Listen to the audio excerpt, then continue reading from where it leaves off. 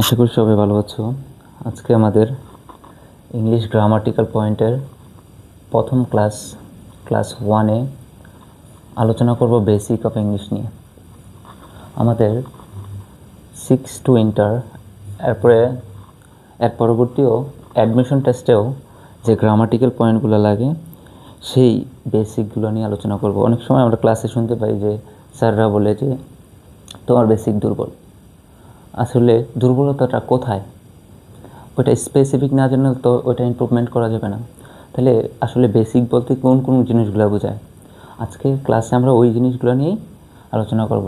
আসলে বেসিকগুলো কোনগুলো আমরা আসলে দেখো 6 টু ইন্টারের এই গ্রামাটিক্যাল পয়েন্টগুলো থাকে, tag question, narration, changing sentence, right form verb, এইগুলো চলো এগুলো একটু অ্যানালাইসিস করি, দেখবা তোমরা নিচেরে বুঝতে পারবা আসলে বেসিকটা কোনটা। দেখো প্রথম তোমাদের টপিক থাকে কি ট্যাগ কোশ্চেন। এটা তোমাদের এসএসসি যারা পরীক্ষার্থী তাদের জন্য থাকে, এটা বিশেষ করে ট্যাগ কোশ্চেন। আসলে ট্যাগ কোশ্চেন করতে আমাদের কী লাগে বলো তো? আমি বললাম হি ওয়াজ কাটিং ট্রিজ, তাহলে এটা ট্যাগ কোশ্চেনটা কি? এটা ট্যাগ কোশ্চেনটা কি সবাই আমরা জানি, ওয়াজেন্ট হি। আচ্ছা দেখো তো, তাহলে ট্যাগ কোশ্চেন করতে আমার কী লাগছে? প্রথমে কী আনছি বলো? ভার্ব আনছি, নট বিপরীত আনছি, আর হচ্ছে সাবজেক্টের প্রনাউন, ঠিক না? দেখো তো প্রথমে কি ভার্ব অংশটা আনছি না শুরুতে, এরপর নট বিপরীত মানে কি নট ছিল না বলে নটটা আনছি, আর থাকলে উঠাই দিতাম। আর সাবজেক্ট, এখানে সাবজেক্ট হি এর প্রনাউন, তাহলে হি নিজেই প্রনাউন আছে, তাহলে আর প্রনাউন রূপ লিখতে হবে না। তাহলে আসলে ট্যাগ কোশ্চেন করতে কী লাগে প্রথমে বলো? ভার্ব আর হচ্ছে প্রনাউন। তাহলে ভার্ব আর প্রনাউন কোথা থেকে আসলো? তো আমরা যদি পড়ি parts of speech, parts of স্পিচটা 8 প্রকার: noun, pronoun, adjective, verb, adverb, preposition, conjunction, interjection. তাহলে দেখো তো এটা কিসের অংশ পড়ে? তাহলে ভার্ব আর প্রনাউনটা। যদি ট্যাগ কোশ্চেন পারতে হলে তাহলে আমাদের কি পার্টস অফ স্পিচ পারতে হবে না? অবশ্যই পারতে হবে। তাহলে আমাদের এরকমভাবে আমি যদি লিখি দে, ইজ হবে না আর হবে? বলো, দে এর সাথে কি হয়? আর হয়, কারণ কি দে প্লুরাল, সাবজেক্ট প্লুরাল, ভার্বও কি হবে? প্লুরাল হবে না? তাহলে আমাদের বইটা কি দিয়ে লেখা? সেন্টেন্স দিয়ে লেখা। প্রতিটা সেন্টেন্সে ই এরকম চুক্তি মেনে চলে, প্লুরাল হলে প্লুরাল, সিঙ্গুলার হলে সিঙ্গুলার। তাহলে এই 6 টু ইন্টারে যত গ্রামাটিক্যাল পয়েন্ট আছে এখানে কি লাগবে? চুক্তি করা লাগবে প্রতিটা লাইনে লাইনে। তো চুক্তির একটা নাম আছে ইংলিশ, এটার নাম আছে সাবজেক্ট ভার্ব এগ্রিমেন্ট। তাহলে আমরা কি বলতে পারি না, এইখানে যতগুলো পয়েন্ট লিখছি আমি সবগুলোতে সাবজেক্ট ভার্ব এগ্রিমেন্ট লাগবে। এবং রাইটিং পার্ট আমরা যেটা বলি প্যারাগ্রাফ রাইটিং, ওইখানেও কিন্তু প্রতিটা লাইনে আমি বললাম কি ইংলিশের যতটা লাইন লেখা আছে যে কোনো ইংলিশ বইয়ে প্রতিটা লাইনে কি ফলো করতে হবে? সাবজেক্ট ভার্ব এগ্রিমেন্ট মানতে হবে, চুক্তি করতে হবে। এগ্রিমেন্ট মানে চুক্তি, সাবজেক্ট আর ভার্বের চুক্তি করতে হবে। সাবজেক্ট 2 জন হলে ভার্ব 2 জন, সাবজেক্ট 3 জন হলে ভার্ব 3 জন, এই চুক্তি করতে হবে। তাহলে সবগুলোতে অবশ্যই কী লাগবে? Subject verb agreement. সবগুলোতে না চাই বলে দিতে পারি না, সাবজেক্ট ভার্ব এগ্রিমেন্ট লাগবে। Subject verb agreement, subject verb agreement, subject verb agreement, সবগুলোতে সাবজেক্ট ভার্ব এগ্রিমেন্ট লাগবে। তাহলে আমরা কী পেলাম? ট্যাগ কোশ্চেনে parts of speech, subject verb agreement. তাহলে আমরা যদি দ্বিতীয় পয়েন্টে যাই, দ্বিতীয় টপিকটা হচ্ছে ন্যারেশন। আচ্ছা, ন্যারেশন করতে কী লাগে আমাদের বলো তো? He said to me I am reading a book. আচ্ছা, এখানে দেখো তো ন্যারেশন আমরা জানি সেন্টেন্সের উপর নির্ভর করে চেঞ্জগুলো হয়। যদি এই যে এটার ভিতরে যে এই ইনভার্টেড কমার ভিতরে যেটা থাকে এটাকে বলে সেন্টেন্স, এটার ভিতরে কি আছে? সাবজেক্ট শুরুতে আছে, তাহলে এটা কি অ্যাসার্টিভ সেন্টেন্স। যদি অ্যাসার্টিভ সেন্টেন্স হয় সেই টু উঠায় কী বসবো? টোল্ড। ইনভার্টেড কমা উঠায় কী বসাবো? দ্যাট। আর বাকি যেটা আছে সি, মি, এরপর আই থাকলে এই দেখো আই হচ্ছে কি প্রোনাউন, প্রোনাউন এটা আছে 5%, তাহলে সাবজেক্টকে ধরবে হি। এম আছে হয়ে গেছে কি ওয়াজ, এটা হচ্ছে প্রোনাউনের চেঞ্জ, পার্টস অফ স্পিচের চেঞ্জ। এটা কি এম, এম থেকে ওয়াজ হয়ে গেল, এটা কি টেন্সের চেঞ্জ। এটা কি সেন্টেন্সের, এটাও সেন্টেন্সের। ঠিক আছে, তাহলে কয়টা পরিবর্তন হলো বলো। আর আমরা কি বললাম, সাবজেক্ট ভার্ব এগ্রিমেন্ট তো এমনি আছে, তাহলে এখানে আসলো কি সেন্টেন্স, টেন্স, আর হচ্ছে কি,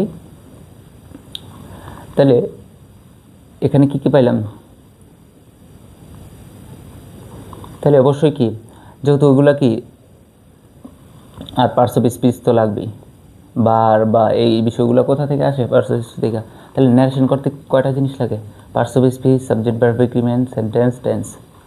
ঠিক আছে, এখানে যদি অ্যাসাইড না ইন্টারোগেটিভ হইতো, তাহলে সেই টু উঠায় কি দিতাম আস্কড, আর কমা ইনভার্টেড কমা উঠায় কি দিতাম হয়তো WH ওয়ার্ড, না হয় ইফ।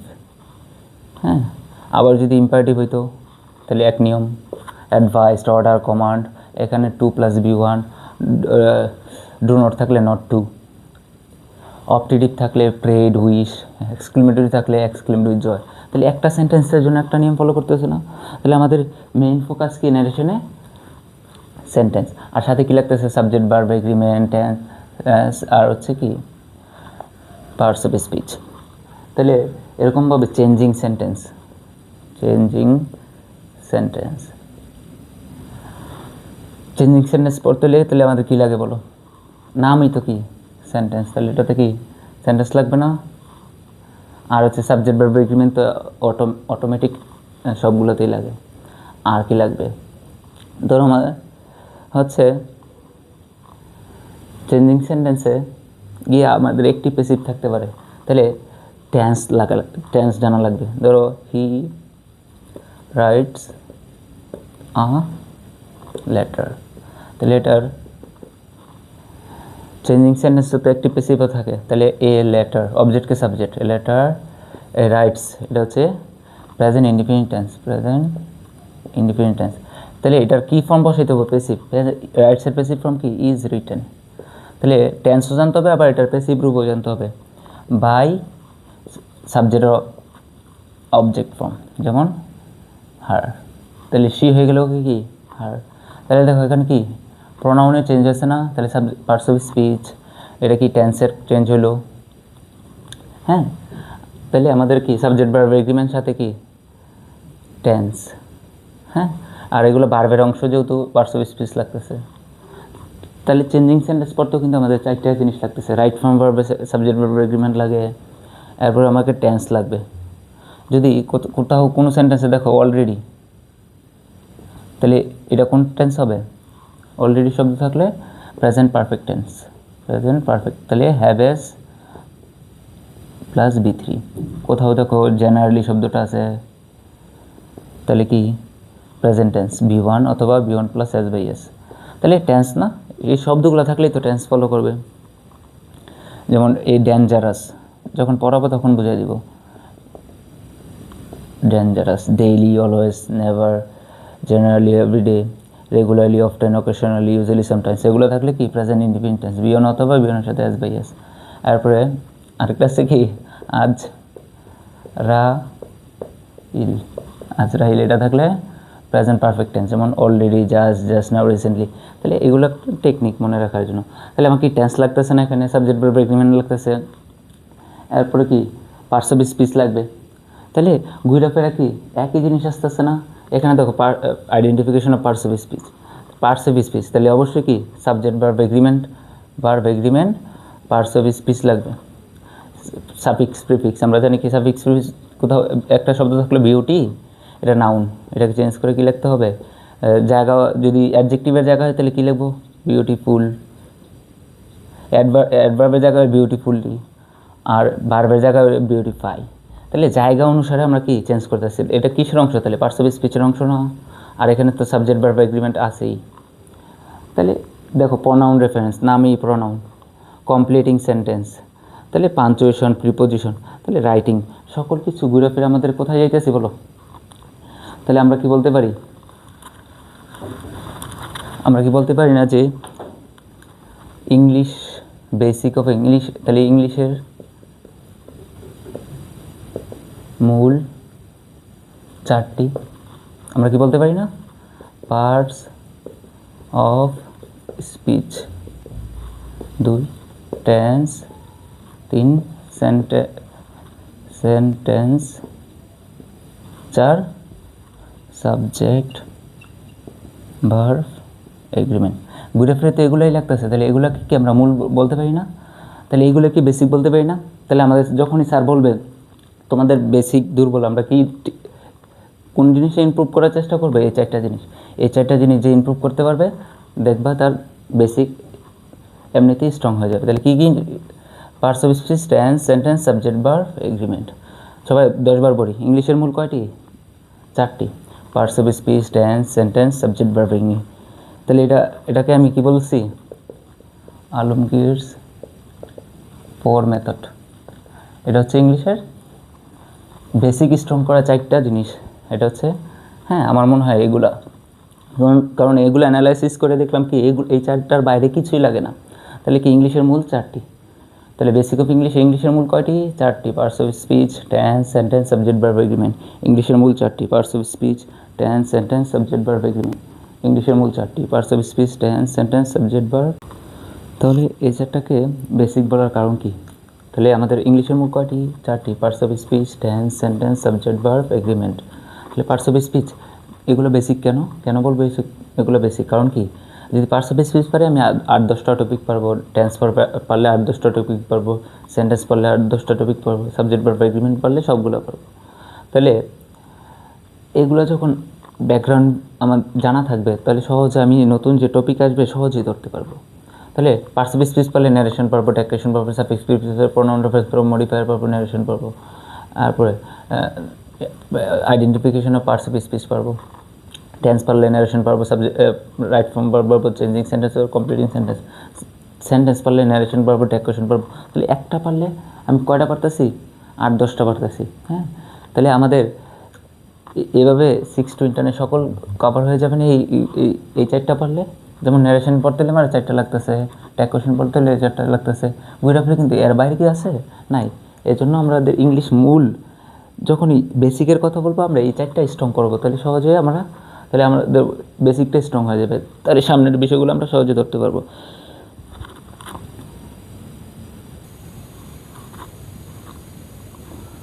আচ্ছা, এখানে দেখো আমাদের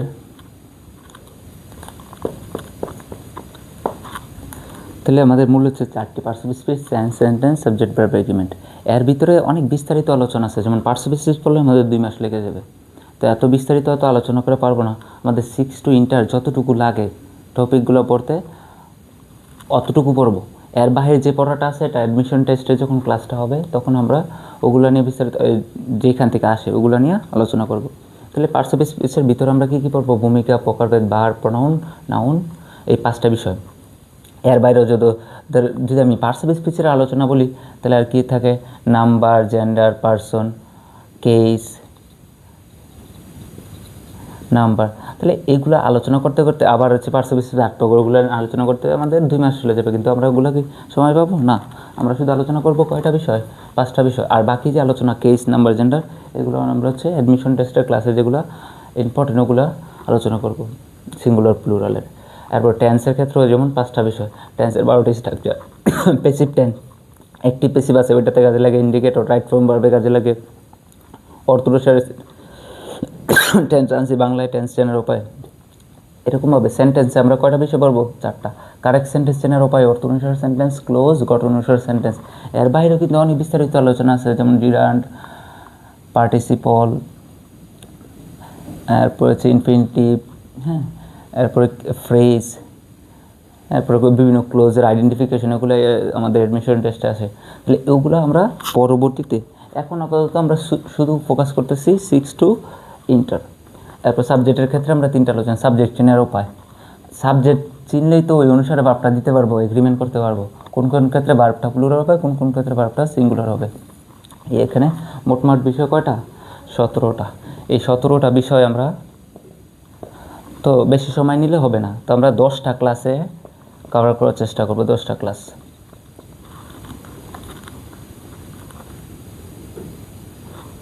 তাহলে এখানে আমার হচ্ছে ভূমিকা অংশ আর আছে, আচ্ছা, যেটা বেসিক নিয়ে যে আলোচনাটা, আর ভূমিকা অংশটা আমরা ক্লাস 1-এ শেষ করে ফেলব।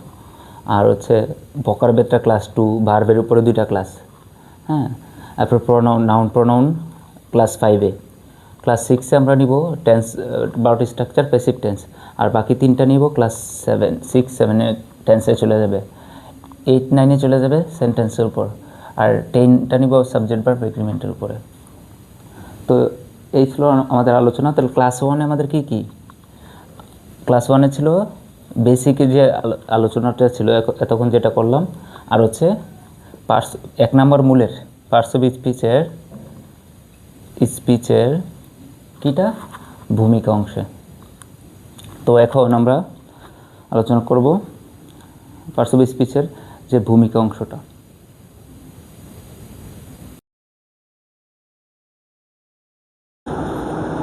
আচ্ছা, এই যে এখানে দেখো তোমরা, এই 4টা মূলের উপর বেস্ড করে আমার একটা শিট বানাইছি, যেটা হচ্ছে বেসিক অফ ইংলিশ। যে আমরা এতক্ষণ যেটা আলোচনা করলাম ইংলিশের মূল যে 4টা, এই 4টা নিয়েই একটা শিট বানানো হয়েছে। আমার নাম Alamgir, BA honours in English সাস থেকে 2022 সালে আমি এখান থেকে পাশ করি। আমার এইচএসসি ছিল হচ্ছে ডিআরএমসি থেকে, Dhaka residential model college Mohammadpur. এটা হচ্ছে আমি 2018 সালে এখান থেকে পাস করি, আলহামদুলিল্লাহ। ঠিক আছে, এই শীটেই সকল বিষয় আলোচনা করা আছে, যে আমাদের এই যে 4টা মূল, parts of speech, tense, sentence, subject verb agreement, এগুলো মূল। কেন বলছিলাম? কারণ কি এগুলো পারলে আমরা সব পারবো, 6 to ইন্টার সকল বিষয়। ইন্টার না, আমরা ভার্সিটি এডমিশনও এখানে হচ্ছে, এখান থেকেই সকল কিছু আসবে, এই রিলেটেডই থাকে। তাহলে আমরা এগুলো, তারপর 1 নম্বর মূলটা পার্টস অফ স্পিচ, এখানে 5টা বিষয় আলোচনা হবে, হ্যাঁ। তারপর হচ্ছে এখানে আলাদা আলাদাভাবে 5টা বিষয় আলোচনা করা আছে, ঠিক আছে। কীভাবে আলোচনা শিটটাতে সকল কিছু আছে আলোচনা। 2 নম্বর মূল টেন্স, টেন্সে আমরা যে 5টা বিষয় দেখাইলাম, 5টা বিষয় আছে। সেন্টেন্সের 4টা বিষয় আছে। তারপর হচ্ছে সাবজেক্ট ভার্ব এগ্রিমেন্ট, হ্যাঁ। এটা হচ্ছে আমার বেসিকের উপর শিট। তো এরকমভাবে সকল বিষয়ের আমার একটা পুরো শিট আছে, শিট বানানো আছে। ইনশাল্লাহ তোমাদের শিট সহজ আকারেই, যেহেতু বলছি টেলিস্কোপিক আকারে তোমাদের পড়ানো হবে, একবারে সহজ করে, ক্ষুদ্র করে, হ্যাঁ, বৃহৎ পরিসরের জিনিসকে ছোট করে পড়াবো, যাতে তোমরা সহজে বুঝতে পারো।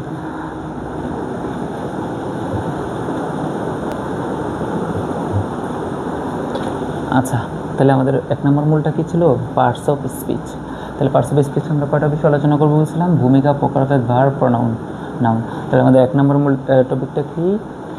এটা হচ্ছে ভূমিকা। তাহলে ভূমিকা তো তোমরা বুঝোই, সূচনা, হ্যাঁ। তাহলে পার্টস অফ স্পিচ নিয়ে বিস্তর একটা আলোচনা। তাহলে পার্টস অফ স্পিচ জিনিসটা কি, হ্যাঁ, এটা আমাদের কোথায় কোথায় কাজে লাগবে। তাহলে এই ক্লাসটা যে মনোযোগ দেওয়া করবে, বাকি ক্লাসগুলো অটোমেটিকলি বুঝে যাবে। তাহলে এই ক্লাসের সাথে আমাদের যে 17টা বিষয় বলছিলাম, 17টা বিষয়ের সম্পর্ক আছে। তাহলে এই ক্লাসটা তোমার হচ্ছে কি, বিষয়টাকে একবারে বড় একটা জিনিসকে ছোট আকারে নিয়ে আসবে, হ্যাঁ। তাহলে ঠিক আছে।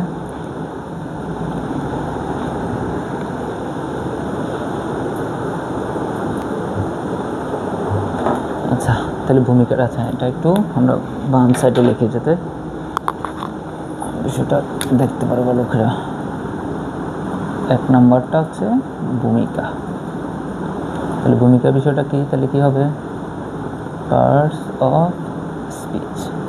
তাহলে আমাদের এখানে দেখো, তাহলে পার্টস অর্থ হচ্ছে কি, কোনো কিছুর পার্টস মানে কি, অংশ। অফ অর্থ এর, স্পিচ অর্থ কি, বাক্য। তাহলে পার্টস অফ স্পিচ অর্থ কি দাঁড়ায়? অংশ এর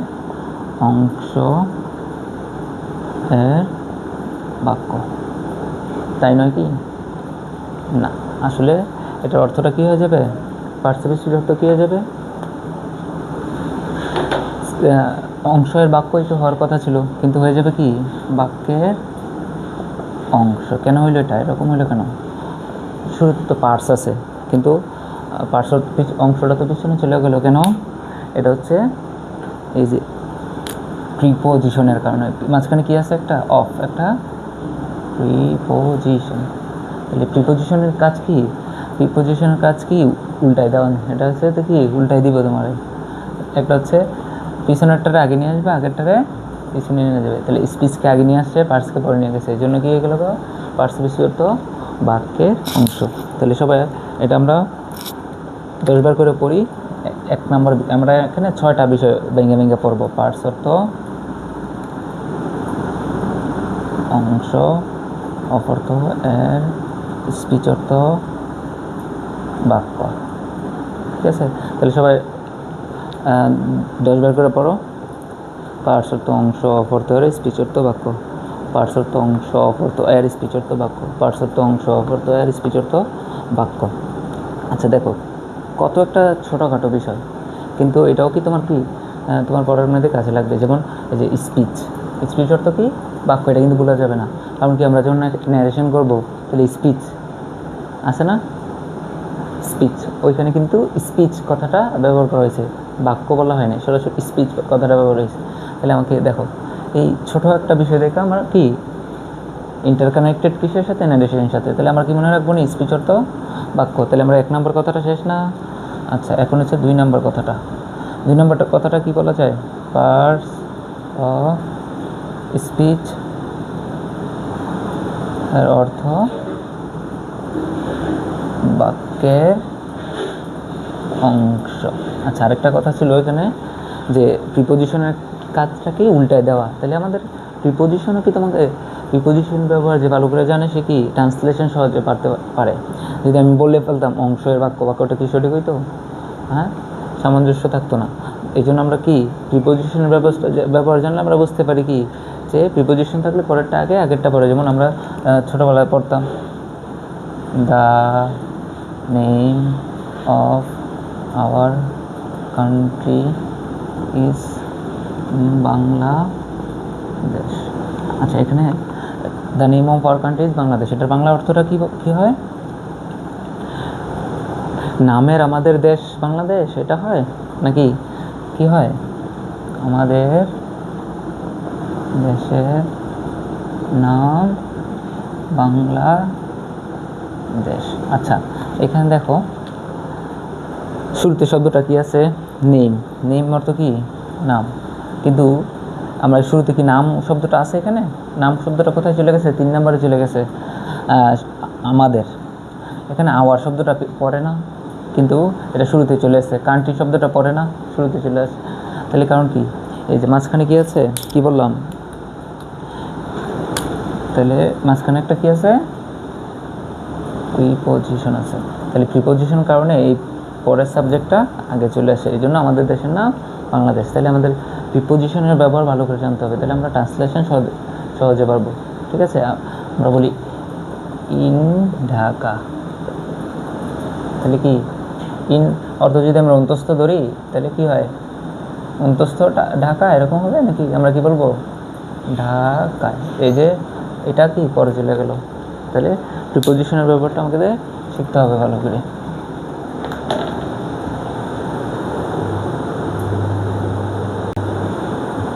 আচ্ছা আচ্ছা, এখানে আমরা আরেকটা শব্দ লিখলাম, আরেকটা ফ্রেজ লিখলাম বলা যায় আর কি। তো এটাকে একটা the standard of living of the people. তাহলে আমরা স্ট্যান্ডার্ডকে যদি 1 ধরি, অফ লিভিংকে যদি 2 ধরি, অফ দ্য পিপলকে যদি 3 ধরি, এটা হচ্ছে ইংলিশ। এটা তাহলে এটা বাংলাটা কী করতে হবে? বাংলায় কী হয়ে যাবে এটা? তাহলে 3 হয়ে যাবে, 3, 2, 1 এরকম হয়ে যাবে। হ্যাঁ, কীভাবে? তাহলে আমরা কি অফ দ্য পিপল মানে কি? অফ মানে এন না, জনগণের। আর লিভিং, এখানে লিভিং মানে কি? জীবন, জীবন, জীবনযাত্রা। আর অফ আছে তো জীবনযাত্রা না, অফের সাথে আমরা কী করবো? জীবনযাত্রার। আর স্ট্যান্ডার্ড মানে কি? মান। তাহলে কি মান ছিল কি? 1 হয়ে গেছে কোথায়? 3 নম্বরে। অফ লিভিং ছিল তাহলে 2, আর জনগণ হয়ে গেছে 1। তাহলে বুঝতে পারছো? এইভাবেই আমরা ট্রান্সলেশন পাওয়ার জন্য আমরা কি আমাদেরকে প্রিপোজিশনের ব্যবহারটা ভালো করে পারতে হবে। তাহলে আমরা প্রিপোজিশনের ব্যবহারটা শিখে নেব।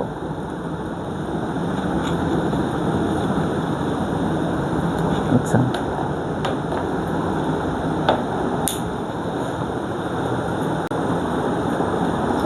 আচ্ছা তাহলে আমাদের 2 নম্বর টপিকটা শেষ, আমাদের এখন 3 নম্বরের জন্য আমরা আচ্ছা তাহলে পার্টসিপিয়েটিভ অর্থ বাক্যের অংশ। পার্টসিপিয়েটিভ অর্থ বাক্যের অংশ, এটা বলা যাবে না। পার্টসিপিয়েটিভ অর্থ কি? বাক্যের অংশ। পার্টসিপিয়েটিভ অর্থ বাক্যের অংশ। পার্টসিপিয়েটিভ অর্থ কি? বাক্যের অংশ। পার্টসিপিয়েটিভ অর্থ বাক্যের অংশ, তাহলে এটা বলা যাবে না কিন্তু। আচ্ছা, এটা সবাই 10 বার করে নাও। হ্যাঁ, পার্টসিপিয়েটিভ অর্থ বাক্যের অংশ। পার্টসিপিয়েটিভ অর্থ বাক্যের অংশ। এটা আমাদের সামনে কাজে লাগবে, এই জন্য বলতেছি। তাহলে পার্টসিপিয়েটিভ অর্থ কি? বাক্যের অংশ। তাহলে কিসের অংশ? পার্টসিপিয়েটিভ অর্থ বাক্যের অংশ। আচ্ছা, তাহলে এটা বাক্যের অংশ নিয়ে আলোচনা করা। আচ্ছা, তোমার ইংলিশ বইটা নিয়ে কী দিয়ে লেখা বলো তো? বাক্য দিয়ে, সেন্টেন্স দিয়ে লেখা না? তোমাদের বইটা হচ্ছে sentence sentence sentence, lakh lakh crore crore sentence দিয়েই তো কি বইটা লেখা। তাহলে এই তোমার বইয়ের এই সেন্টেন্স বা বাক্য নিয়েই আলোচনা করে, বাক্যের এই অংশ, ছোট ছোট অংশ নিয়ে আলোচনা করে কি পার্টসিপিয়েটিভ। তাহলে যে পার্টসিপিয়েটিভ ভালো করে বুঝে, তাহলে তোমার বইয়ের প্রতিটা লাইন সে বুঝতে পারবে না, আর প্রতিটা লাইন বুঝলেই তো পুরো বইটা বুঝতে পারবা, কারণ কি লাইন লাইন দিয়েই তোমার বইটা লেখা। তাহলে কি পার্টসিপিয়েটিভ এই বাক্যের অংশ না? তাহলে বাক্যের অংশটাকে আমাকে ভালো করে বুঝতে হবে। তাহলে পার্টসিপিয়েটিভ পারলেই তো আমরা এটা পারবো, ঠিক না? তাহলে একটা বাক্য বলো তো, একটা বাক্য কী হতে পারে? আচ্ছা, হি ইটস রাইস। আচ্ছা, তাহলে এটা একটা কি? যেহেতু তোমরা এখন বলার সুযোগ নেই, তাহলে আমি লিখে দিলাম হি ইটস রাইস। এটা একটা বাক্য। এটার কয়টা অংশ আছে? 3টি অংশ। আচ্ছা, তাহলে এরকম বাক্য দিয়েই কিন্তু তোমার বইটা লেখা, আর এই বাক্য নিয়ে বাক্যের অংশ, ছোট ছোট অংশ নিয়ে আলোচনা করে পার্টসিপিয়েটিভ। এই জন্য দেখো পার্টসিপিয়েটিভ কত গুরুত্বপূর্ণ। তাহলে আমাদেরকে এটা কী করে দেয়? আমাদের ভয় দূর করে দেয়। আমরা যদি লাইন লাইন লাইন লাইন সবাইকে চিনি, প্রতিটা সেন্টেন্স সেন্টেন্স সবাইকে চিনি, তাহলে আমাদের ভয়টা সবাইকে চিনি তো, ভয়ের তো কিছু থাকে না। আচ্ছা, তাহলে আমরা এটা হচ্ছে কয়টা অংশ আছে এই বাক্যটাতে? হি ইটস রাইস, 3টা অংশ আছে। আচ্ছা, বলো তো এখানে পার্টসিপিয়েটিভ কোনটা? পার্টসিপিয়েটিভ কোনটা কে বলতে পারবা? বলো। অনেকে বলবা সবগুলোই তো পার্টসিপিয়েটিভ। হ্যাঁ, সবগুলো, কিন্তু যদি আমি বলি হি ইটস রাইস, এটা কী হয়ে জায়গা? বাক্য হয়ে যায়। আমরা কি খুঁজতেছি? আমরা কি পড়তেছি? পার্টস অফ স্পিচ, মানে কি বাক্যের অংশ খুঁজতেছি। তাহলে বাক্যের অংশ কোনটা? কি বলবা? হ্যাঁ, ইটস। তাহলে শুধু বাক্যের অংশ ইটস, বাকি 2টা বাদ, তাহলে কি বাক্যটা হবে? আবার আমি যদি আবার বলি কি পার্টসিপিয়েটিভ বাক্যের অংশটা হচ্ছে রাইস, আর এই 2টা নাই, তাহলে কি বাক্যটা হবে? না, হবে না। তাহলে কি পার্টসিপিয়েটিভ কোনটা হবে? 3টাই হবে। আবার 3টা যদি একসাথে বলে ফেলি হি ইটস রাইস, এটা তো বাক্য, পার্টসিপিয়েটিভ না, বাক্যের অংশ না, এটা হচ্ছে কি বাক্য, সেন্টেন্স হয়ে যায়। তাহলে আমাদের কী বলতে হবে? আলাদা করে বলতে হবে। হি এই জন্য আমরা সহজে কীভাবে বলতে পারবো? বলবো কি হি একটা পার্টসিপিয়েটিভ, ইটস একটা পার্টসিপিয়েটিভ রাইস। তাহলে আমরা কোন কথাটা আনবো? একটা কথা আনবো। যদি একটা কথা না আনি আমরা কি হয়ে যাবে? এটা হি ইটস রাইস, এটা বললে কী হয়ে যায়? বাক্য হয়ে যায়। আবার যদি হি বলি একা, বাকি 2টা, তাহলে বাক্যটাই হইল না। হ্যাঁ, তাহলে আমাদের কি আলাদা করে বলতে হবে।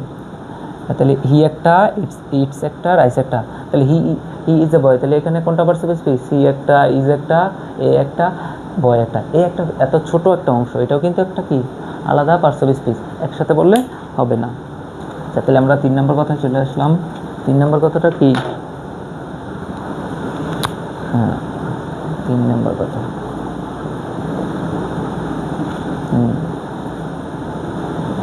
বাক্যের, আমরা কি কোনো ওয়ার্ড বাদ দিতে পারছি? কি রেখে বাকি 2টা বাদ দিতে পারছি না? তাহলে বাক্যের প্রতিটা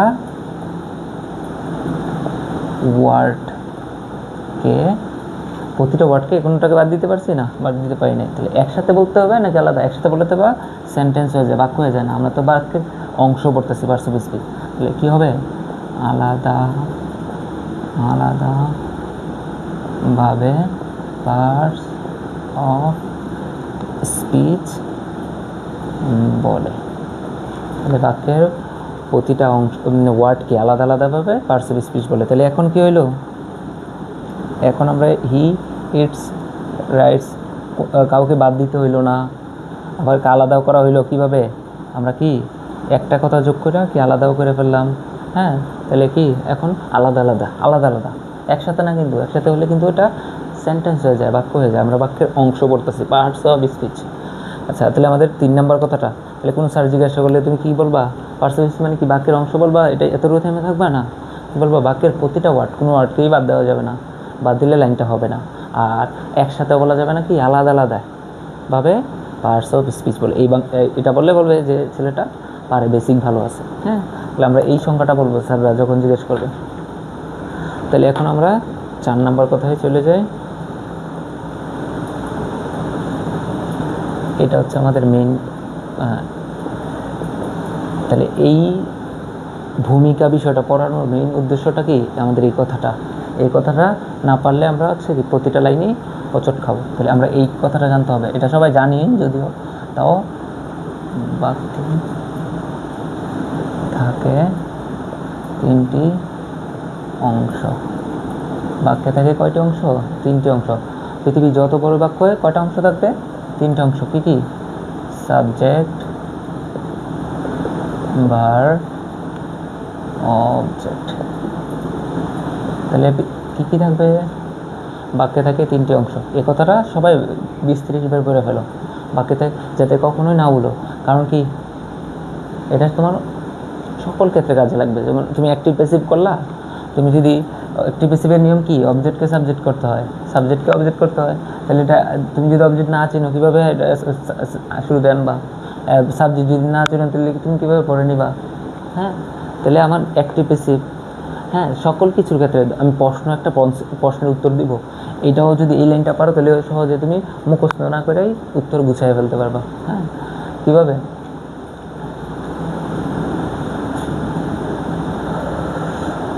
তাহলে আমরা এটা দেখব কীভাবে, আমরা এটা পরবর্তীতে নিয়ে আলোচনাও করবো, কীভাবে আমরা প্রশ্ন মুখস্থ না করে কীভাবে বানায় এই বাক্যে থাকে 3টি অংশ, এই সূত্র ব্যবহার করে আমরা কীভাবে ওইটার উত্তর দিতে পারবো।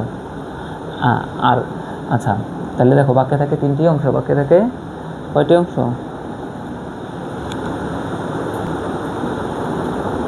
আচ্ছা, বাক্যে থাকে 3টি অংশ। কী কী? Subject, verb, object. Subject, verb, object. আচ্ছা, আমরা গেল 4 নম্বর কথা। এটা হচ্ছে আমাদের এখানে সবচেয়ে ইম্পর্টেন্ট কথাটা হচ্ছে এটাই, 4 নম্বরটা। ঠিক আছে, বাকিগুলো ভুলে গেলেও হবে, কিন্তু এটা ভুলা যাবে না। বাক্যে থাকে 3টি অংশ, সাবজেক্ট, ভার্ব, অবজেক্ট। আচ্ছা, আমরা 5 নম্বর কথায় চলে যাই। সাবজেক্ট থাকে নাউন অথবা প্রোনাউন। অবজেক্ট থাকে কি? নাউন অথবা প্রোনাউন। আচ্ছা দেখো, আর ভার্ব কোথায় থাকে? মাঝে থাকে। আমরা যারা হচ্ছে বেসিক শুরু করতেছি, 6-7 আছি, তারা আমরা হচ্ছে মাঝে থাকে 100টি চিনতে হবে। তাহলে আমাকে 100টা ভার্ব চিনতে হবে। আর যারা উঁচু 8-9-10-এ আসো, তাহলে 100টা চিনলে হবে না, আরও বেশি করে চিনতে হবে। তাহলে আমাকে যারা 6-7 আসো তাদের জন্য বলছি কি, তাহলে 100টা চিনতে হবে ভার্ব, মাঝে থাকে 100টা চিনতে হবে। তাহলে এটা 5 বার পড়ে ফেলি। সাবজেক্টে থাকে নাউন প্রোনাউন, ভার্ব মাঝে থাকে 100টি চিনতে হবে, অবজেক্টে থাকে নাউন প্রোনাউন।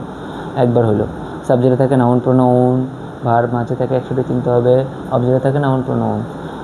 সাবজেক্টে থাকে নাউন প্রোনাউন, ভার্ব মাঝে থাকে 100টি চিনতে হবে, অবজেক্টে থাকে নাউন প্রোনাউন। সাবজেক্টে থাকে নাউন প্রোনাউন, ভার্ব মাঝে থাকে 100টি চিনতে হবে, অবজেক্টে থাকে নাউন প্রোনাউন। সাবজেক্টে থাকে নাউন প্রোনাউন, ভার্ব মাঝে থাকে 100টি চিনতে হবে, অবজেক্টে থাকে নাউন প্রোনাউন। তাহলে ওটা হচ্ছে গেলে আমরা 5 নম্বর কথা। এখন হচ্ছে 6 নম্বর। 6 নম্বর কথাটা কি? 6 নম্বর কথাটা হচ্ছে কি, দেখো এইখানেই আছে। ভার্বের আগে আছে কি বলতো? সাবজেক্ট। ভার্বের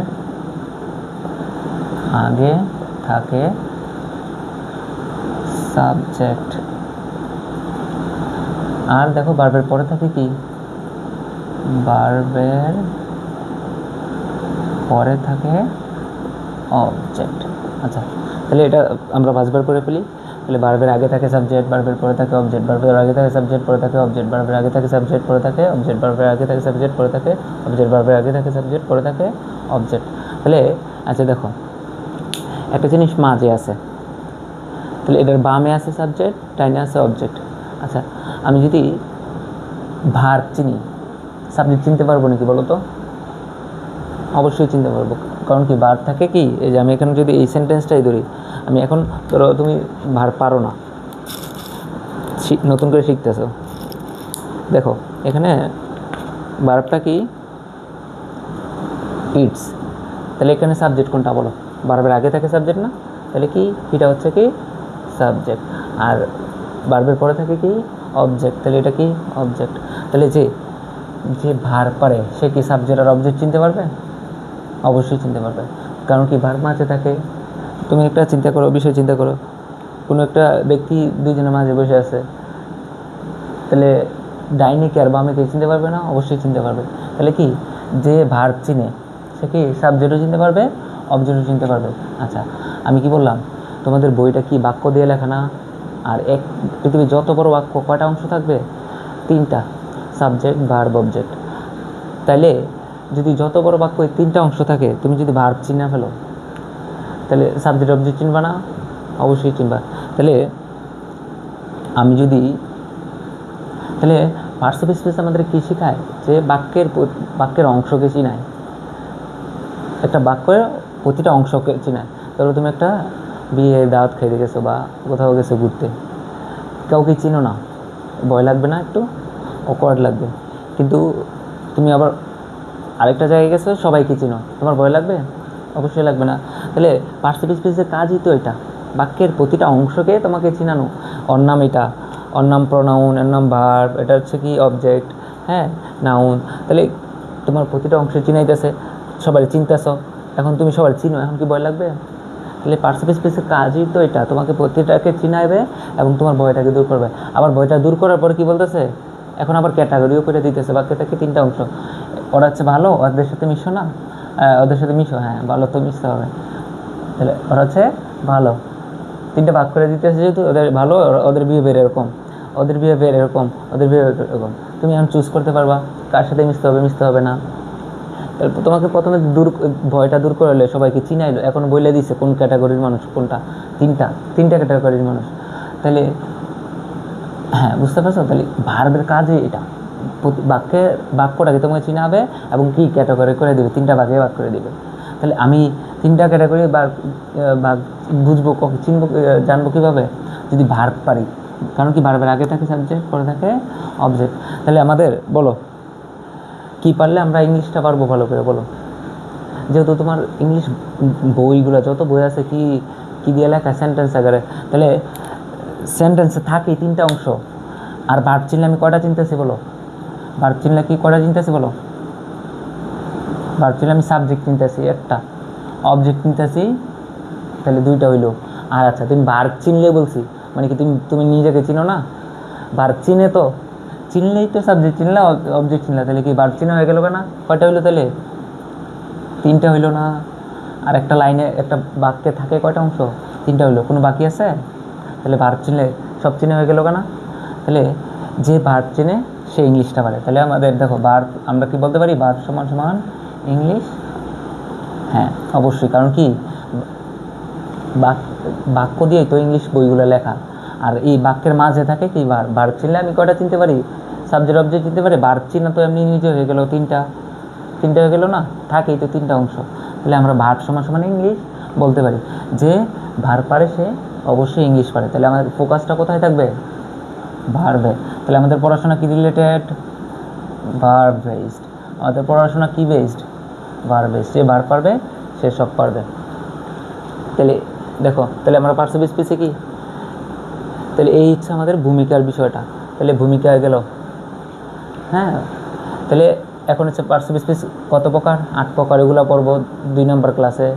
ভার্ব, এই যে দেখো ভার্ব চিনলে আমি কি সব চিনতেছি না? ভার্বের আগে কে পরে কে সবাই চিনতেছি। তাহলে আমাদের মেইন ফোকাস আমাদের কি পড়াশোনা কি রিলেটেড? Verb related. যে ভার্ব পারবে সে ইংলিশ পারবে। এই জন্য আমরা কি দেখছিলাম ক্লাসের ভিতরে কি আমাদের দুইটা ক্লাস ভার্ব রিলেটেড হবে, ক্লাস 3 আর 4 এই ভার্ব নিয়ে হবে। যে ভার্ব পারবে, কারণ কি ভার্ব পারলেই তো ইংলিশটা পারা হলো, ঠিক আছে।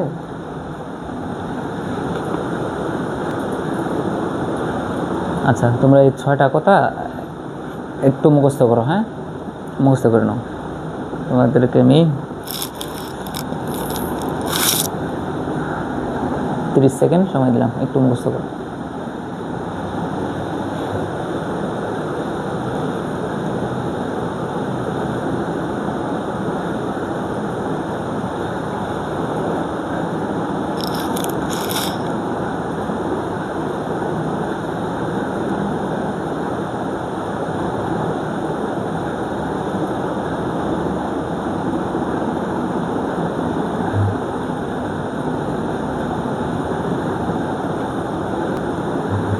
আচ্ছা, তোমরা হচ্ছে এই 8টা শব্দ যারা একবারেই নিউ, ধরো 6-এ আসো, তারা এই 8টা শব্দ মস্ত করে ফেলতে পারো। যেমন I, we, you, he, she, it, they, নাম, এই 8টি শব্দ একাই সাবজেক্ট।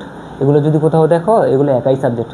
তো এগুলো এটা বললাম কেন, এটা হচ্ছে তোমার বিশেষ করে ন্যারেশনে গিয়ে কাজে লাগবে। এই 8টা যদি শব্দ দেখো, তাহলে এই 8টা হচ্ছে কী ধরবা, এগুলোকে সাবজেক্ট, আর এগুলো হচ্ছে কি সাবজেক্ট। একটা বাদে বাকিগুলো হচ্ছে প্রোনাউন। তাহলে প্রোনাউন চেঞ্জ, তাহলে আমাকে সাবজেক্ট চিনতে হবে। সাবজেক্ট, যেমন ফার্স্ট পারসন ন্যারেশনে গেলে কী হয়, ফার্স্ট পারসন যদি থাকে কারে ধরে,